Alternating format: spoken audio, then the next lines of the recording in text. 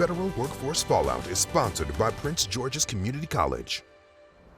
Welcome to Federal Workforce Fallout, where each week we talk about the changes to the federal workforce and the impact that it's having on federal workers. I'm Larry Miller. Well, this week we're doing something a little different, hosting a workshop for former federal workers, even those looking for opportunities in the private sector. We're helping folks beef up their resume, improve their job interviewing skills, and even tap into their networks as well. And of course, I can't do this project alone, which is why I asked CEO of FitzDrake Search, Bill Fitzgerald, to help me out. He's also the author of the book, Searching for a Job Sucks. Bill and I have done a lot of work together over the past, I think it's been almost a year now, Bill, where we've been I know talking. it. I It's been a know. long time, but we've been in the work. And this really was sort of born out of um, the place of trying to keep people educated and up to date about the changes that were going on in the federal workforce. And talking with Bill, I think, Bill, you would agree that we certainly walked away with the recognizing that this was sort of bigger than just the federal workforce, but there were Yeah. people that just needed help all across the board. And so while our show continues to provide information about the federal workforce, and we are certainly committed to that for the long term, that we are also sort of broadening the scope and talking with those that are looking for maybe opportunities within the federal workforce, even those that are looking for opportunities in the private sector about sort of what's available, but sort of how the job search has fundamentally changed and how to get on board with the change so that you are successful. And Bill, we have worked with dozens of people so far that have found pretty tremendous success in Yeah. their abilities to find new jobs. Yeah, no, we have. And I think one of the reasons we wanted to do this show was what we've realized is while it's helpful to write an article, helpful to write a book, what folks really need is to talk to somebody. And what Larry and I wanted to do is provide a vehicle where people could jump on, ask questions. If they want to share a resume, you can share a resume. But we want to provide that one-on-one kind of help that's really hard to find. And, we envision potentially doing some kind of a show on a weekly basis where people who need assistance, who have a question, it could be a very specific question, it could be a very general question, can jump on and get the kind of help they need that is frankly unavailable unless you want to go pay for a coach, which everybody can't afford to do. So we're happy to provide this service, and I am certainly thrilled. And I learn and become even more helpful as I listen to your questions and concerns. So, people can raise their hand, put something in the chat. I mean, whatever is on your mind is fair game this afternoon. So, Yeah, so we'll go ahead and get started. And so I will just kind of walk you guys through a couple of housekeeping things. One, the show is being recorded for WSA9 and our streaming platform. Again, if you have sort of personal sensitive information, say on a resume that you want Bill to look at, feel free to share it. I would just remove any sort of personal information on your resume so that information isn't disclosed to the wider public. This has been set up in sort of a forum format, right? The idea that we're able to talk, we're able to sort of kind of piece things together and be able to have sort of a safe space to talk about sort of what's going on and how do we move over those challenges as well. I'll start with one story that we Bill and I have had the opportunity to work on where I think about Paulette James, for instance. This is yeah. a woman who had been looking for a job for the better part of a year as an executive assistant. And Bill, when you got her resume, there was a couple of things that you noticed in her resume that just with some minor changes, some minor tweaks was really going to catapult her to sort of getting in front of people that are going to be able to make some decisions and fundamentally change her life. Yeah, I mean, the challenge with her resume, as you recall, was, you find a professional summary at the top of your resume, and her particular resume and her summary was so broad that somebody like myself, and I should clarify, I am a recruiter. I'm one of the guys, one of the people who are looking at your resumes and working with hiring managers on a weekly, daily basis. And when I saw Paulette's resume, the question I had that immediately came to my mind is, what are you? Because she was trying to be all things to all people with the idea that if she's general, she'll get, more people will pay attention to her background. And what she quickly learned in some of the work we did with her was the more specific you are, you actually open yourself up to more opportunities because people like me and hiring managers, we don't have to guess what you are. And frankly, most recruiters are not going to take the time to try to understand what you are if it's just so broad. So we were able to really tighten up the fact that she's an expert executive assistant as opposed to an HR administrator or an HR specialist or a paralegal.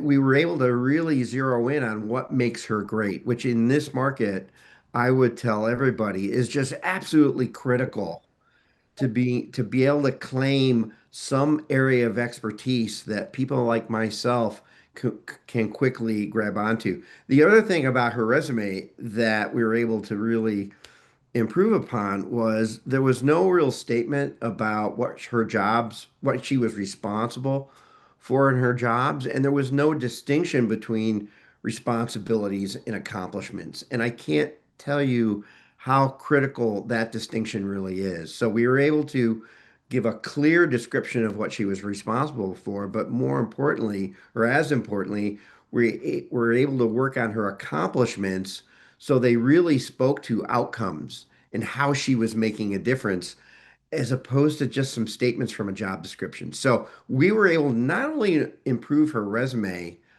but here's the other benefit of going through that exercise, because for me, it is never a wordsmithing exercise. What we were trying to do is get you ready to interview. And for Paulette, she was able to say clearly, I'm an executive assistant. Here's what I've been responsible for. And here are three or four of my accomplishments. And once you're able to articulate that to a recruiter or a hiring manager, you become a lot more interesting a lot more quickly. So those were the changes we made for her. And it led to some pretty quick success. Yeah, I want to share something quickly from your book, Bill. Searching for a job sucks. And one of the things that Yeah. you say is that no one cares who you are if you can't be clear about what you are. Yeah. Yeah. I just can't thank you, Alicia. I just can't emphasize how important that is. And I understand the panic of trying to find something and the need to kind of cast a wide net. But if you don't, in this market, I mean, it's always been important, but I think it's critical in this market that you've got to claim some area of expertise. You can't be all things to all people. And it's what I know you've probably done many things, but what are you great at? Hmm. What are you great at? And that's what's going to get, again, think about your reader, which is me. What's going to get my attention if somebody like an employer, a client in my case, gives me a job to fill? They don't say to me, Bill, go find somebody who's kind of average. Go find somebody who would like to do this job, or go find somebody that you know is kind of okay. They say to me, go find the best person you can possibly find. And that's what a recruiter and that's what a hiring manager is looking for. They're looking for that expert. I think we have our first question, and we'll start with Okay. Susan. Susan K. Good afternoon, Susan. Hey, Good Susan. afternoon. Hi, Bill. Hi, Larry. I think I've met both of you, Bill, at a lot of these events, and Larry, I was at one of the WellFed events where you Yeah. were, and that was awesome. Thank you so much for all the work you guys have been doing. My question has I'm really excited to hear about the success you've seen with the people you've been working with. I've been Yeah. on the market for a year now, and I've had quite a few interviews. I think one of my issues is my is years of experience. I have a lot over 25 years working in international development and pivoting to even if it's similar work like business development, capture managers, things like that outside of Right. international development. People look at me and say, well, you have a lot of years, you might not know the agencies. So I try to limit how much emphasis I put on my years of experience, but I still think I might be overlooked, because of that. So do you have Yeah. any suggestions on that? There's Well, there, something to learn. I mean, I'm happy to take a position that requires 7 years of experience, even if I have a lot, because I can learn from it. yeah, and Susan, the fact that you're asking a question, what I'd invite you to do, I'm going to put my email in the chat here. You are welcome at FitzDrakeSearch.com. You're welcome to send me your resume. Let me take a Which peek one though? I at it. have so many versions Well, see that's of part different jobs. of Yeah. that's part of the challenge. I would say let's start with one and go from there. But to answer your question, I mean, there's a couple of layers there. Um, Certainly, one of the questions that often comes up is what about age discrimination? And fact is, it's out there. It's real. At different points in the process, there are things you can do to mitigate that somewhat. So if you think about the very, very early stages, putting together your resume, um, it's common for people to say, for example, in a professional summary, 25 years of experience doing this, 30 years of experience doing that.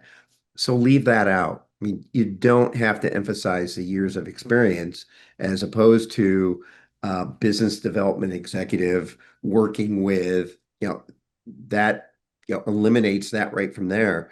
And then the other thing too is as you're capturing your experience on your resume, what most recruiters are going to pay attention to are like the last 10 or 15 years of your experience. And I say that with some hesitation because it varies for everybody. It kind of depends on what you were doing then, where you were working then, because there may be some things you want to highlight. But beyond that, you may have another 20, 25 years of experience, which you're going to need to list. And you could have a section called additional professional experience where you put the company and the title, but you don't need to put the dates. Okay. But you need to list it because recruiters are going to ask about, where were you? You kind of look older than 20. So you were either in a coma or, incarcerated. I mean, where were you? So they're going to want to try to fill in those blanks. So at that early stage, don't do anything that would tip off to a recruiter that you're a little bit older. And I think the other piece is, we dealt with this with, Larry mentioned Paulette. This distinction between responsibilities and accomplishments is so critical. And it's even more critical the older you get, because what a recruiter is going to be looking for are statements where you've clearly spelled out how you've made a difference. Because once that becomes clear, and as a hiring manager, I can see how you're going to solve my problem, which frankly is the only reason you get hired. Okay, be clear about that. The only reason you get hired is because you can solve some employer's problem. And the way you demonstrate that is how you articulate your accomplishments on the resume. Okay. So those are things you can do up front. And then, after that, if you're fortunate to get to be seen, and we'll talk about that, and you get an interview, that's where you want to shine and really talk about how you achieve those accomplishments in such a compelling way that that hiring manager can actually see you in the job. Short of that, if some hiring manager is predisposed to not hire somebody who may be older, I'm not sure there's a lot you can do about it, Susan. You mean you need to find those organizations, and AARP for the longest time had a list of those organizations that had taken a pledge not to discriminate based on age. It's a place to start perhaps, but at some point, there's just not a lot you can do to overcome if somebody's just got this predisposition in the back of their head. But the more you can articulate your accomplishments and how you make a difference, the more they will be able to see you in that role. I have a But quick again, follow-up question because sometimes they also think that you take a role that might be less senior than you've had in the past, and then they yep, think you're going to leave that's because right. you'll either get bored or you'll want more, And I've Yep. actually tried to convince somebody to interview somebody who was applying for a job that was lower than him, and the person said, "Well, we've had trouble with people who had too much experience and they didn't last long. So how do you also convince them that you're accepting the job for what it is and that you're Yeah. committed to it, you know? I mean, part of the challenge, Susan, is that has happened, and it does happen. I mean, somebody will take um, a job, a click or two below where they've been, and as soon as maybe the employment market opens up, these other opportunities do appear, and people do leave, and that's why employers are reluctant. I think the best way to address that is to be as heartfelt, as honest with an employer as you can in terms of, you've climbed the ladder. You're looking for an opportunity at this point. You're not looking to, you know, climb the ladder. You've done that, been there, done that. You're looking for an opportunity to contribute. You've got the accomplishments where you can truly make a difference. And be clear, I'm looking to work another 5 to 7 years. I'm not interested in retirement. So I think in a heartfelt way, you communicate that and see if it resonates with an employer. Thank you. Thank you. Sure. And Bill, I want to also piggyback off of that too, because I think, considering your professional experience, the people that we've worked with USAID, we've had to be sort of very strategic in terms of sort of the approach. One, because effectively the international aid community has been sort of decimated, right, as a result of the Sure. dismantling of USAID. And so there have left very few opportunities for people to find those other sort of segues. And so it might be helpful sort of looking at non-traditional organizations as a means of sort of providing you that next opportunity. I know a lot of folks have gone into academia, they've been able to find opportunities in the private sector. So it might also be helpful to get a little bit more creative too in terms of where you're applying, because Yeah. given your experience and the uniqueness of it, Yeah. that certainly does satisfy a lot of problems that I think a lot of private companies and larger companies are dealing with right now. Yeah. I mean, if you look at like today's jobs report, Larry, I think it had like 130,000 jobs were created in the last report. Now, 123,000 of those were in healthcare. So if I were a former USAID person, I mean, that would be an industry to be looking in and how I could transfer my skills from that organization, whether it was in a business development capacity or a contract management capacity, how you could transfer those skills very easily into a sector where they are hiring. But again, it goes back to, being clear about what you were, because I've worked with folks from the State Department, I've worked with folks at USAID, and you've got business development people, you've got communications people. All those skills transfer very nicely into the private sector. It's just a matter of communicating that up front as clearly as possible and claiming that level of expertise so somebody like myself can see it. Awesome, Bill. Thank you so much, and Sure. and thank you, Susan, as well. Let's go to Amber. Amber W. Hello. Good afternoon, Amber. Good afternoon, Larry. Thank you so much for this enlightening conversation. And Mr. Fitzgerald, thank you so much for being here. I actually became acquainted with you with Georgetown's Pivot with a Purpose. Oh, great. Yeah, incredibly grateful for your time. And I kind of want to pick up on what our colleague said before regarding, unconventional jobs. I've been kind of advised to pursue jobs that will help pay the rent and or the mortgage. So I would kind of categorize those as bridge over jobs. And so, they're not necessarily, they're using some of your skills, but they're not the big grand job that maybe, you're aspiring for. And so I guess my question for you is, how do we, or even should we, capture those jobs on our resume? So jobs that are kind of bridge over, that maybe be outside of our level of seniority, but they are, jobs that are needful for us at this time. Any thoughts? Over. Yeah, I mean, I think it depends. I mean, I know some folks who've gotten jobs at Home Depot. I know some folks that have, taken jobs in other retail areas, and I don't know if those are jobs you necessarily have to um, share on your resume as much as you need those jobs just to pay the rent, pay the mortgage, and pay whatever bills you have coming in.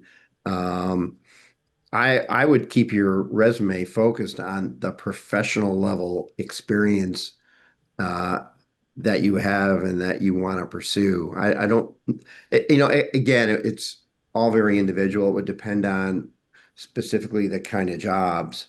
But if it's not in that professional realm, um, I don't see a real reason to include that on your resume. Okay, wonderful. Okay, that's my question for now. Thank you so much. I Sure. appreciate it. Thank you so much. Guys, if you have additional questions, please feel free to raise your hand. I'm going to go to some questions that were in the chat.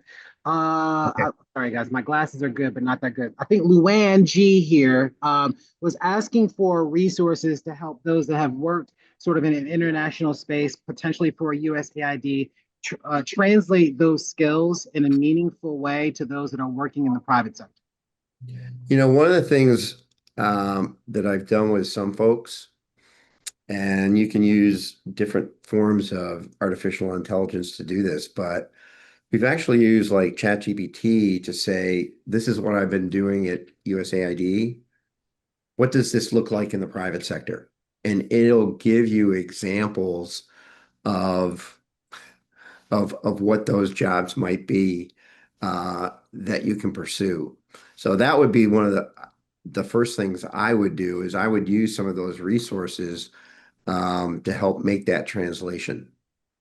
Yeah, and I think, Bill, to your point, so many companies now, I mean, the vast majority are having to think global when they think about sort of a customer base and revenue generating opportunities. And the fact is that if you've worked at USAID, being global is what it's all about. And so you have a familiarity, connections, opportunities worldwide as relates specifically to what issues, what problems you can satisfy for a company here in the States, if that's what you so Yeah. choose.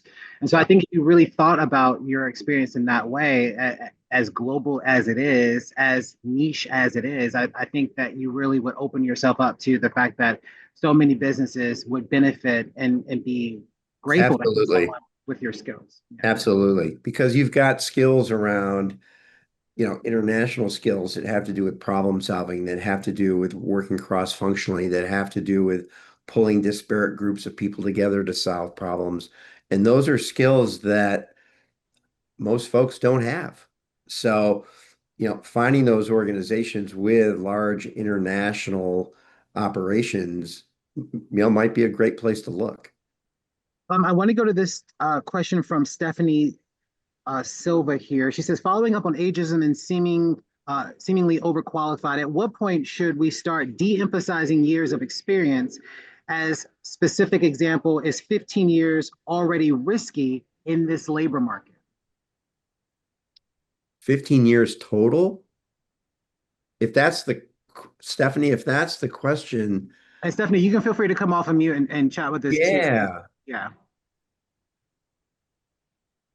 I mean, 15 years of experience is not something that would put you in the category of being overqualified. I mean, typically when I run into that, folks, it's somebody who's been in the workforce 25, 30 years, maybe a little bit longer, and they've been more senior, they've been like a director, they've been like a VP, and now they're applying for maybe a manager level job or maybe even an individual contributor job, and they get looked at as way overqualified.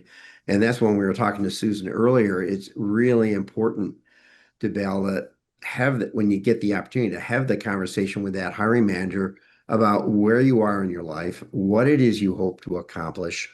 Let them know that, and this is another important point, let them know it's not only the job that has attracted them to you, but it's the company and its mission. This company is doing something that on a personal level I care about. So I'm not somebody who's gonna just job hop.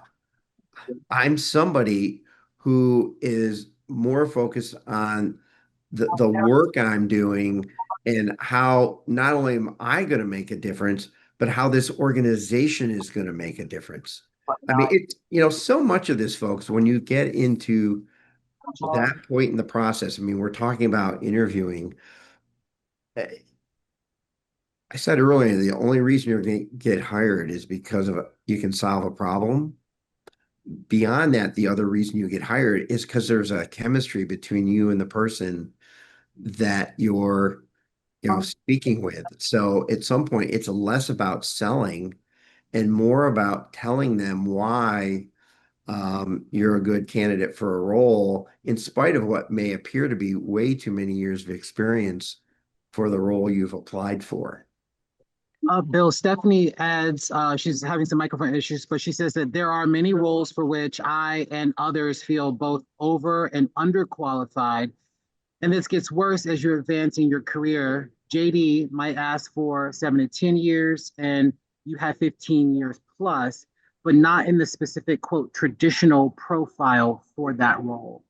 So I think probably what she's getting at too is, considering your experience, it may not be sort of directly aligned, but a lot of what you've done in your professional capacity sort of spills over, and there are a lot of transferable skills that would sort of benefit you in that new role. Does that impact your ability to sort of secure that opportunity, considering sort of how your resume is written and formulated?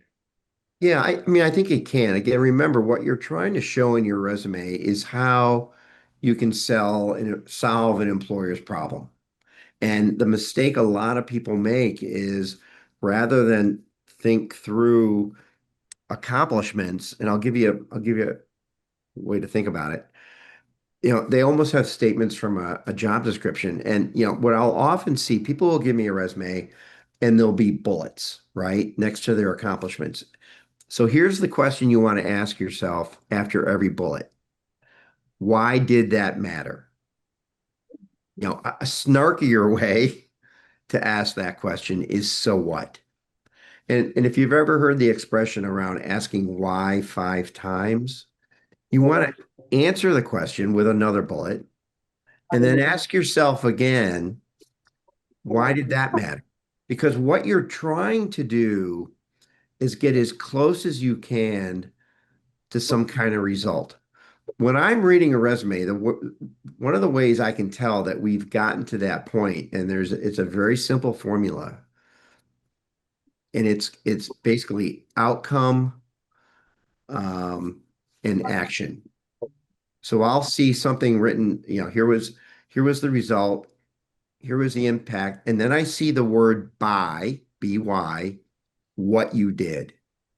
So when I'm helping people get their resumes together, I try to help them formulate their accomplishments using that formula. Because when you get there, you're really getting close to how you've made a difference. The other thing I see Larry putting something up here, but the other thing I'll say about years of experience, which is really interesting. And again, you're going to get the perspective of a recruiter here. A lot of hiring managers, frankly, I mean, when you ask them how many years of experience does somebody need, it's almost a finger in the air. I mean, they take a best guess at it. And as a recruiter, I don't often pay a lot of attention to someone's years of experience. I am going back to what have they done? What have they accomplished? The years of experience. I mean, if somebody, says we're looking for 7 to 10 years of experience as a cost accountant, and you're just coming out of school, yeah, that's probably going to be a stretch. But if the job description is looking for 7 to 10 years of a cost accountant, and you've got 4, there's no harm in pursuing that opportunity. Now, how you pursue that opportunity is a whole nother conversation we will have either today or sometime down the road. But Larry, you've got something up here. Oh, there it is. Okay. This is a resume that you are quite familiar with. As you can see, Yeah. Bill went to work on this resume, and I'm just showing you part of it because the rest of it was pretty bloody. Um, and I say that with love, I promise. Yeah, yeah, yeah. But getting back to your equation, Bill, this Yeah. outcome, action, outcome results by what you did, I think really is a great sort of algorithm here when we think about sort of the way in which one should talk about their work at a past employer. Yeah, I mean, this is Larry, I'm glad you brought this up. This is a great example because, guys, if you look at achievements, the very first bullet, where we won't say who, designed and executed advanced scheduling strategies for C-suite leaders, decreasing last-minute changes by 30% and enhancing executive productivity through seamless coordination across multiple departments. Now, that's better than most, but look at the difference in terms of the rewrite. We start with the outcome. And again, I'm a hiring manager, and you just need to continually think about your audience here. They're a hiring manager with an open position and they are in pain. Work's not getting done. People are staying late. They may have internal customers that aren't happy. They're looking for that perfect person that can come in and solve their problem. So you rewrite some of this stuff, decrease last minute changes by 30%. And for executive assistant, that's an important thing. By designing, execute advanced scheduling strategies, blah, blah, blah, blah, blah. Okay. So what you're seeing there is we're really focused on outcomes first and action second. What you often find, I don't know if Larry can scroll down if there's any others that we could, yeah, maybe not. Um, yeah, there it is, achievements. See that question I'm asking? Why did that matter?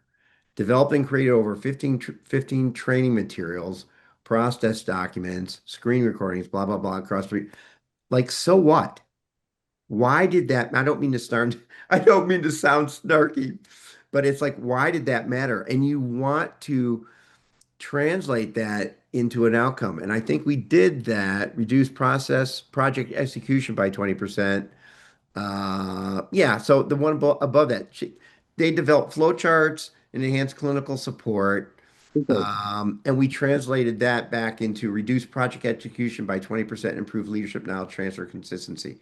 So again, that is what a recruiter is looking for. They're not looking for activity. They're not looking for process. And that is the mistake a lot of people make when they're putting together these documents. They don't focus on how they've made a difference.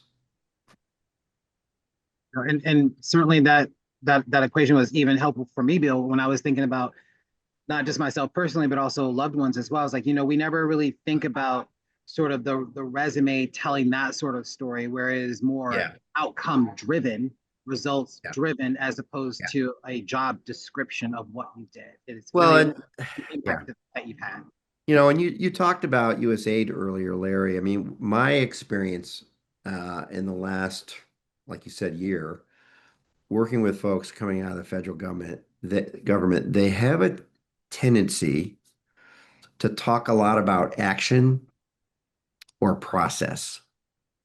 And that's where I often find myself asking them, so why did that matter? It's the so what question. And what I find is when you press them a little with those questions, the answer's there. Well, we did that because the result was we reduced this, or we increased this, or we improved this. Well, that's what you want to lead with. So that's why doing this process alone is sometimes hard because you almost need somebody to challenge you a little bit and ask those tough questions. And it could be a former colleague, it could be a friend, it could be a family member. Um, somebody who will ask those questions and just force you to think a little bit further about why what you did mattered. And again, don't think of this as wordsmithing because when you get into an interview, what the interviewer is going to ask you about is, oh, you reduced this by 20%. Larry, tell me how you did that. And that's where you immediately the formula around situation, action, result. It star method, however you want to describe it. Now you're in a position to talking to that hiring manager about, well, here's what I need to do. I put together a cross-functional team. We put together a project plan, and you start talking about some of the soft skills that matter to that organization so they can start to see you in that role inside of your company. But it all starts with what you accomplished. No one wants, and I've seen people do this. They've literally taken the bullets from a job description and they've put them on their resume. And it just doesn't work. At all. And guys, I'm going to get to your question too. If I skip it, just rewrite it or just copy and paste it in the chat so I can go back to it. I want to get to Miss Elliott. She said something that was really interesting in her question. She said, in today's job market, is a year-long unemployment or longer a terrible signal to future employers? How much additional vulnerability does such a gap create for job seekers?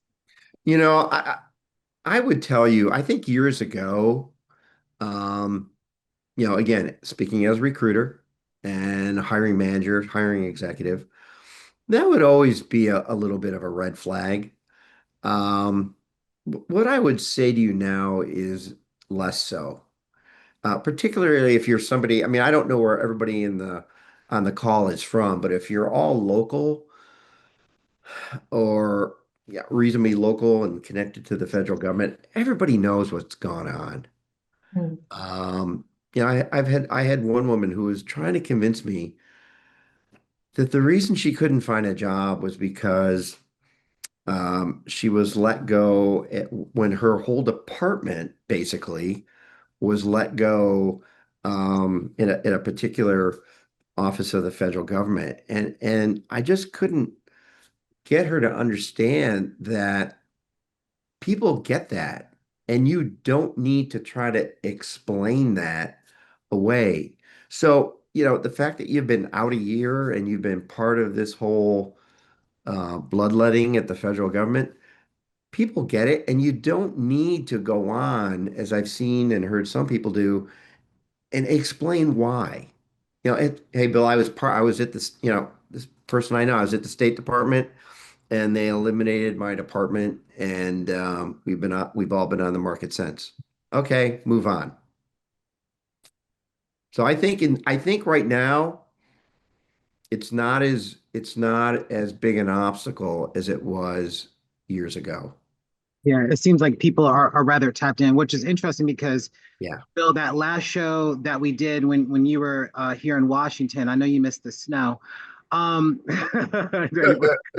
um, we had someone on the show from USAID Yeah. who has been able to secure a new opportunity, and one of the questions I asked specifically was, did you feel a bit hesitant about putting USAID on your resume, given the way in which some in the administration had sort of mischaracterized the work, the output, and the impact of that agency on the goals of the any administration and sort of advancing national interests? And she said no. She said, "Listen, I worked there for decades. I did good work. Yeah. I had an impact and I was committed to sharing that. And it wasn't anything that came up in the interviews that I had. No one asked about USAID in terms of the way it had been mischaracterized by some in the administration. That Yeah. oftentimes it was whether or not she was the best fit for the role." Yeah. I think, I mean, listen, if there are some people predisposed negatively towards folks from USAID, there's nothing you can do about it. But again, it goes back to your ability to take control of the narrative. So one of the things I tell folks when they're putting together their resume is they're going to list, after their professional or executive summary, they're going to get into their professional experience. And one of the first things they're going to list is where they worked. And what I tell folks to do, and this is particularly true, and frankly was enlightening for me with the folks from USAID, was give us a 1 or 2 sentence statement. I say put it in italics so it stands out, that describes that organization so that the reader has the same understanding of USAID that you do, as opposed to what they've heard from them from the administration, where it's been highly disparaged. I mean, I don't know if there's anybody in the group who was there, and I'm one of those citizens who I knew it existed. I had no idea the impact that organization was having around the world, and the impact, its value, its importance. Um, and I think I'm probably much like many people, which is why I would not back down from the fact that you were at USAID, but I would make sure on that when you list it, you have a very clear description around, who they are and the impact they've made around the world, because it is very, very impressive. Very impressive. Absolutely. Um, Erica S, we've seen you flash up a couple of times. I just wanted to see if you had any thoughts that you wanted to contribute. Um, I was sorry, I didn't mean to Oh, no, to no be. worries. I should have probably put myself on mute. My apologies. No worries at all. Okay, well, we're excited that you're here, and thank you for contributing. I want to get to another question from Phyllis, Phyllis Russell. She talks about sort of the gatekeepers with some of these opportunities, that trying to get past them when they have deemed you overqualified for a particular role can be a bit challenging. Bill, do you have any advice for those gatekeepers that could be sort of a roadblock to you getting to maybe a larger interview or maybe even a final offer, about maybe what you can do with these individuals in particular to help you get to the next stage in the interviewing process? Well, there's a couple of levels there. I mean, one is a question of how you're applying. If you see a job, for example, posted online, um, one way you get around those gatekeepers is applying directly to that hiring manager. And there are ways to do that, from leveraging that professional summary statement, which I really help people, or I really encourage people to generate that one sentence statement that is just so powerful that it'll convince a hiring manager that they can't live without that person. And then using that and finding that person's email and going directly, sending that hiring manager an email directly with your first sentence, first paragraph is that summary statement, I am a, and the second paragraph, second sentence, very interested in the job at Joe's Rag Shop. And then here, the key then is you take your resume and you copy and paste it in the body of that email. The big challenge, and I'll address this again, Larry, but the big challenge in this market, and I'm old enough, full disclosure, remember the days when you applied for a job, you just sat by the phone and hoped someone would call you. Oh, please call me. I need a call today. It's changed. The challenge now is getting seen. And with all the technology that's in place to prevent that from happening, is the reason why I really push folks to try to go as direct as you can, whether it's a referral from a friend, referral from a friend who used to work there who knows somebody there. I mean, I was talking to somebody the other day, yesterday, and she was working with somebody who knew somebody in an organization she wanted to apply for, and she was trying to find a way to get that resume in front of that hiring manager. So, kind of step one, it's going around the system. Step two, once you're in that process and you run into somebody and you just get the vibe, and I think, we've all seen it, we all know it. You're in an interview, um, you're not connecting for one reason or the other. Um, the best you can do is either make sure the following interviews are better, but what you can also do is, after that interview process or that interview day or sequence is over, is follow up that interview with a note to, um, whether the person who is like leading the process, asking them to share that with the teams, thanking them for the opportunity, but also using that as an opportunity to highlight several bullets about based on what you've heard, here's how I believe I can contribute and do it in a way that speaks to the problems they're having and that you believe you can solve. So, they're there. I mean, and we all have probably had one of those interviews in our career where you just know that this isn't going well. We are not connecting. And sometimes if that's the case, it may be something that is worth walking away from. No, that's some really good, helpful information. But Bill, you've talked a lot about sort of the power of the network and Oh yeah. that can do. A quick story that I'll share. I'm celebrating 11 years at WSA9. I remember applying several times for an opportunity here, and it wasn't until I had, when I was working in Birmingham, Alabama, and I had a conversation with my general manager, and I said, "Listen, I want to go back and work in DC. That's really where I want to go." He's like, "Larry, you've done great work here. I'll make a call for you." And he called the news director who was here at the time and got me an interview within 2 weeks of that time. And that Yeah. wasn't because, he had seen my resume. It was because his friend called him and gave him a recommendation. And I came for the interview. And so the rest is history. And so when I think about the power of a network, it can be, my general manager and I didn't have a lot of interactions because, his job as an executive was much different from my job as a reporter because I was always out in the field. But just having your work speak for itself and even having those conversations, those light conversations in the hallway went a long way. When I needed a favor, he was able to deliver. And so I still check in with him to this Yeah. day to see how he's doing. And so I think that's probably another important component of this. You don't realize how connected you are to your next job until you actually start to tap into it, that the connections are out there. You know somebody who knows somebody who knows somebody. And so I Yeah. think, Yeah. especially when you're in this situation now, it's important to really tap into everybody that you possibly know that can look out for you and provide support.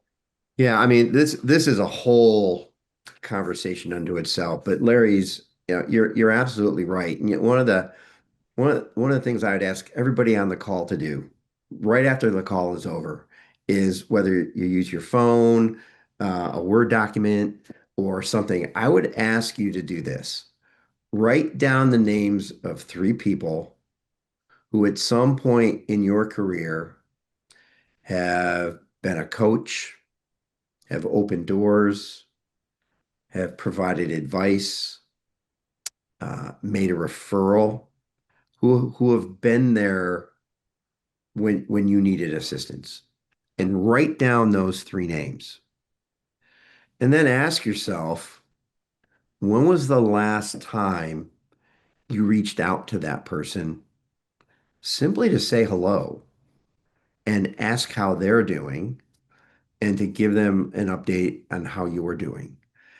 And it all speaks to Larry's point about networking. And I would really reframe this because I think networking gets a bit overused because what you really need to engage in is what I would describe as a relationship building exercise. I mean, one of the things that I share with folks, if I can grab them quickly, I can put them in the chat, are some templates that you can use to reach out to folks. And it's not reaching out asking for a job. It's reaching out asking for advice. And there's four, so in those emails, which is what they normally are, you're sending an email to somebody. In that email, you're listing three or four questions that you'd like to ask them. And they're not, do you have a job at your company for me? Those are not, it's, what do you see happening in our field? What do you see happening in our industry? How is AI influencing the way work gets done in our industry? What do you think employers will be looking for with people in the marketing or finance field, going forward?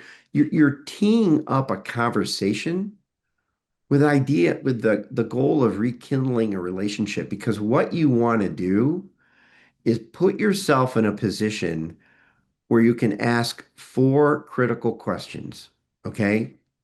And these are worth really noting. One is, who else should I talk to? Who else should I know? Who else might have a point of view that I would find helpful given what I'm up to? Secondly, do you know any recruiters that you like and respect?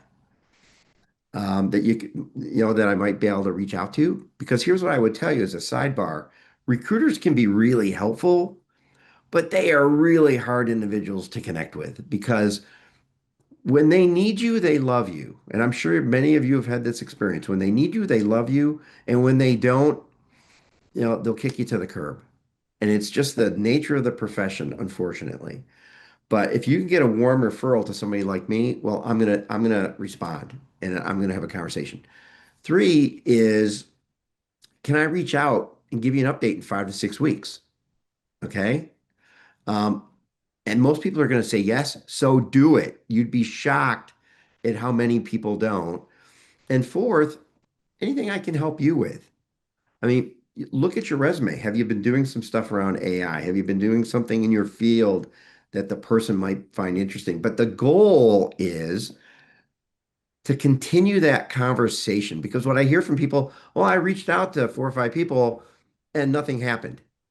Well, um, that's because you didn't tee it up as a relationship building conversation. You teed it up as a transactional conversation. So here's something else I want to share with folks. Write down myvitalfew.com.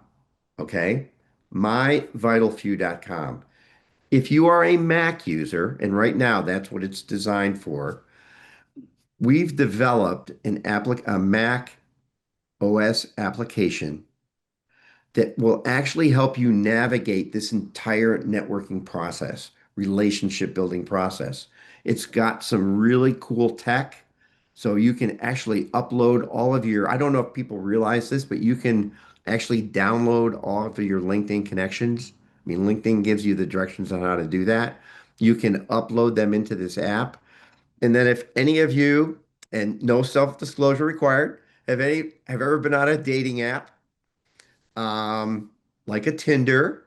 Full disclosure, I did. I've been married over 40 years, so I didn't tell my wife, but it was for research purposes only because I wanted to understand how it worked. Alicia likes that. So what you can do is you can actually do something with LinkedIn because I will tell you, LinkedIn, other than being a database for a job seeker, it's awful. But what you can do with this app, you can now sort your LinkedIn connections into groups. Your first group is your My Vital Few. Your second group is what we call it, your next important group. And the third group is your least important group. And what it allows you to do is actually find the gold you have in LinkedIn that you don't even know exists. And when I talk about how to start this process, it's using these templates and reaching out to people and teeing up these relationship building conversations and building this army of people. So for these Mac users, this myvitalfew.com will be a game changer because it links to your calendar, it links to your email, there's journaling capabilities, the templates are built in, but it's what you need to maintain this effort on an ongoing basis. And at the end of the day, folks, your next role is likely going to come through some relationship. It may not be anybody you know right now, but there's all this research around loose connections where it's the connection to the connection to the connection. That is how these roles are going to appear for you. So stop spending time pounding on the easy apply button and focus more on building those relationships that'll lead to these opportunities. All right, certainly some good advice there, Bill. Thank Yep. you for that. I want to get to something that was said in the chat too, as well. There were questions about sort of understanding the metrics, right? When we say, I have increased efficiency within my department by 30%, I've done this by 20%, I've had this sort of outcome. Yep. There were questions about where exactly does one find this data? And in some cases, at least one person raised that sometimes that data is sort of made up. How do you make sure that you sort of are able to communicate your effectiveness in the office without compromising your integrity if the data isn't available? If the data is not available, I mean, if you've been doing this work, um, hopefully there's something that you can recall that's as close to that as possible. I mean, what I am describing is the bullseye that you want to get to. If the best you can do is just say improved efficiency, well, then just say improved efficiency or reduce customer complaints. If you can't cite a specific number, for heaven's sakes, don't make it up because that's employers will look at that with an eye of skepticism. But you can say to them, I don't have access to the data, but I know we improved customer satisfaction. I know we reduced the number of defective widgets that we pushed out the door. Get as close to that ideal as you can. And oh, by the way, you can always reach back into your history, colleagues you worked with, former bosses, and ask them the question, hey, we did this great project. We impacted customer sale or customer support. Is there any data out there that you can share that I can leverage as I'm putting together my resume? Somebody may have that data, even if you don't, but if you can't get it, it's still get as close to that as you can and avoid what I described kind of the activity trap. I scheduled meetings, we got together. None of that is going to make a difference. None of that's going to make a big impact on a recruiter. Yeah, and Susan also adds, which is another good suggestion, you have your performance reviews, use them to your advantage because they give you Heck great yeah. information about your outcomes. Heck yeah. I mean, sometimes you don't have access to those, but I would certainly, if you can, there's going to be data on there that you may be able to leverage on your resume. That's going to do it for us this week on federal workforce fallout. You can scan the QR code on your screen for updates on the federal workforce. You can also check out our website for updates as well at WUSA9.com. From the entire team and myself, thanks so much for watching, and we'll see you again soon. You've learned a lot in life, on the job, in the military, raising a family. At Prince George's Community College, that experience can count as college credit. You could earn up to 15 college credits towards your degree just for what you already know. Eligible Prince George's County grads can even attend tuition-free with the Promise Scholarship. So, what's your game plan? Turn your journey into a degree at Prince George's Community College.